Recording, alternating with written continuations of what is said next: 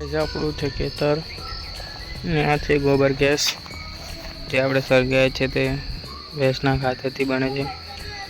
અહીંથી ખાતર નાખીને જાય છે, પછી કે અંદર ગેસ બને થી જે ખાતર વધે છે ગાઈસ તે આ ખાડામાં આવે છે।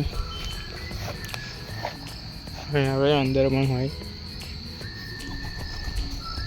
તો આ છે કંકોડી, પેલી બાજુ પણ છે। એ આપણું ઘર છે, મેન ઘર આપણું ઘરે છે। હાલ તો ગલોડી કરી છે પણ વરસાદના કારણે થઈ નથી। આ દેખો તમે થઈ છે, અમુક થઈ છે। હવે એને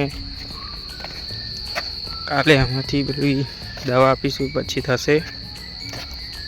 આ બધા છોડવા તે જોઈ શકો તમારે છેક પેલી બાજુ છે એ પાણીને બતાવું। આ ગાઈસ આટલી મેથી ઘરે પડી હતી નાખેલી છે, થશે એટલે આ પણ તમને દેખાડીશું। આ ગિલોડી પણ મોડવા હજુ બનાવવાનો બાકી છે, છોડ રોપી દીધા છે ખાલી।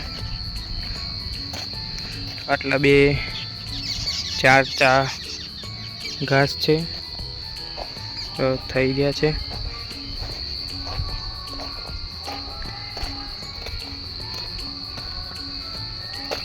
આ કલ્ટિવેટર મારવાનું ચાલુ હતું પણ કલ્ટિવેટર તૂટી ગયું, તો એ આપણે કલ્ટિવેટર સરખું થશે પછી મારીશું એટલે દેખાડીશું। એ પણ એ ભાગમાં પાણી ભરેલું હતું એટલે છોટા કમ્પ્લીટ થયા નતા, બાકી આ જોઈ શકો છો તમે કમ્પ્લીટ થયા છે। આ બધા કમ્પ્લીટ જ થયા છે।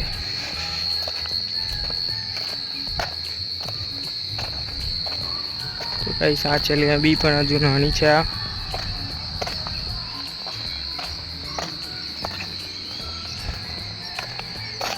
બધા છોકરા થયેલા છે, અમુક જ ફેલ ગયા છે। આ છે લીંબી ગાઈસ, પણ લીંબા બેસતા નથી, તો આનો કોઈને કઈ ખબર હોય કે કઈ રીતે લીંબુ આવશે કોમેન્ટ કરો। આ છે કઢી નાખવાની લીમડી, કઢી પત્તા છે, આંબલી। આ બાજુ કરેલી છે રીંગણી, ચાલો તમને દેખાડી દઉં। તો આ છે રીંગણી, આ બધી છે પણ પરંતુ વરસાદના કારણે બધી અમુક થઈ નથી અને કચરું થઈ ગયું છે વધારે। मुझे पता है आप ऐसे व्लॉग को सपोर्ट करेंगे नहीं, क्योंकि हम गरीब हैं सर, इसलिए आप हमको सपोर्ट नहीं करोगे, पर आपको हमारी मेहनत नहीं दिखती। तो आज हुखेटનું ઝાડ શુભ કામમાં કામ લાગે છે, હવન વગેરે કામમાં। તો આ છે ખેતરનો પારો, પેલી બાજુ પણ આપણું જ છે બધું, આ બાજુમાં પણ આપણું જ છે। તો પારા પર તુવેર રોપેલી છે,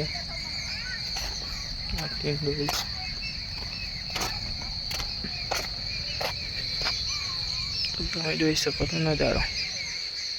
તો મળીએ બીજા વ્લોગમાં।